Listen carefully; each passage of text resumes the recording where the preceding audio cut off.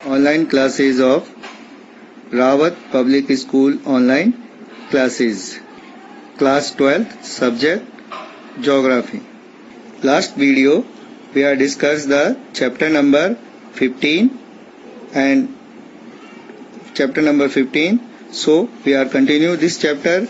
We are today topic is power resources. Topic is power resources. So let's start.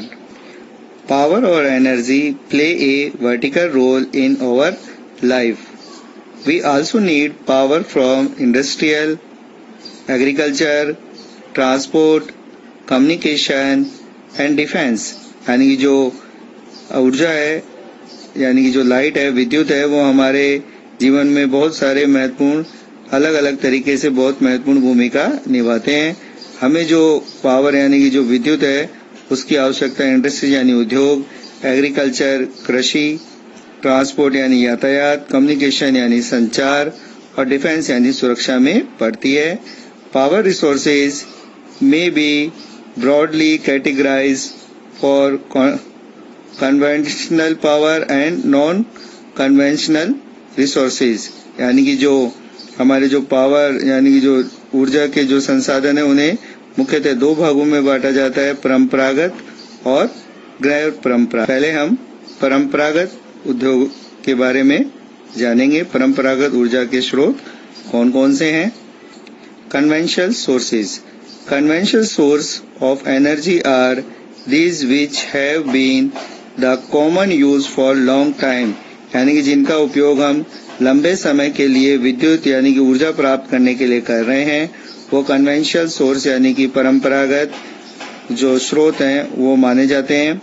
Firewood and fossil fuels are the two main conventional energy sources. जो firewood और जो fossils है यानी जो हमारे जो ईंधन है वो दो मुख्य उपयोग में जो परंपरागत स्रोत में माने. एनर्जी के जो कन्वेंशनल सोर्सेज हैं उन्हें हम इस चार्ट के द्वारा समझ सकते हैं. पहले हम देखते हैं फायरवुड्स. फायरवुड्स के जो एडवांटेज और डिसएडवांटेज हैं, उसमें एडवांटेज में इजी एक्सेस यानी कि हमें आसानी से मिल जाते हैं. प्रोड्यूस एनर्जी, ये हमें ऊर्जा देते हैं.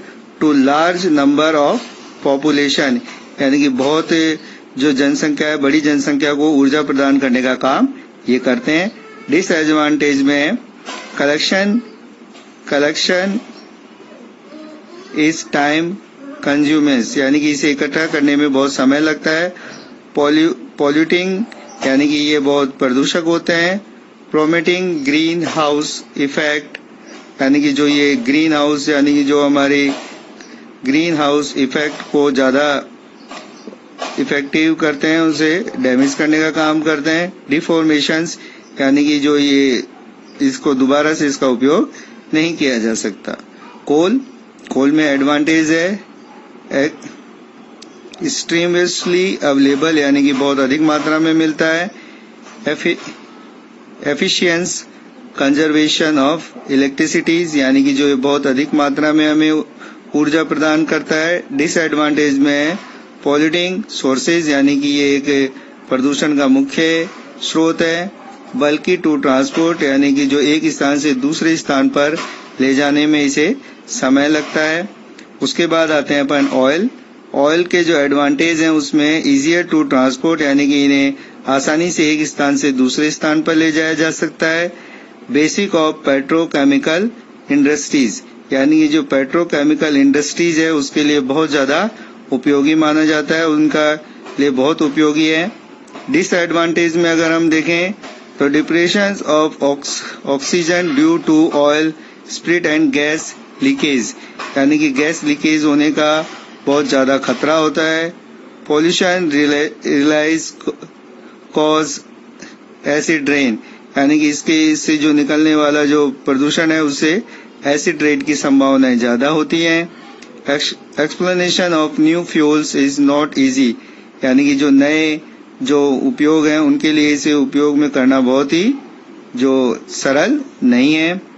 अब जो नेचुरल गैसेज हैं इसके एडवांटेज हैं इजियर टू ट्रांसपोर्ट, सेम यानी कि इसे एक स्थान से दूसरे स्थान पर ले जाना आसान है, इसके लिए पाइपलाइन ट्रांसपोर्ट का यूज किया जाता है। Cleaner than oil and coal, यानी कि ये जो ऑयल यानी कि तेल और जो कोयला है उससे काफी साफ होती है। चीपर देन ऑयल, यानी कि जो ऑयल है यानी कि जो तेल है पेट्रोलियम है उससे बहुत ज्यादा सस्ती होती है। Last is hydro power. Hydro power के एडवांटेज हैं नॉन पॉल्यूशिंग, यानी कि ये प्रदूषण नहीं करती है। प्रोमिसिंग इरिगेशन, यानी कि सिंचाई के लिए अधिक उपयोगी होती है। एंड फिशनिंग, मछली पालन के लिए भी उपयोगी है। चीप, यानी कि सस्ती होती है। और इसके डिसएडवांटेज हैं डिस्प्लेसमेंट ऑफ लोकल कम्युनिटीज, यानी कि जो स्थानीय जो हमारी समुदाय हैं उसे ये नुकसान पहुंचाती है।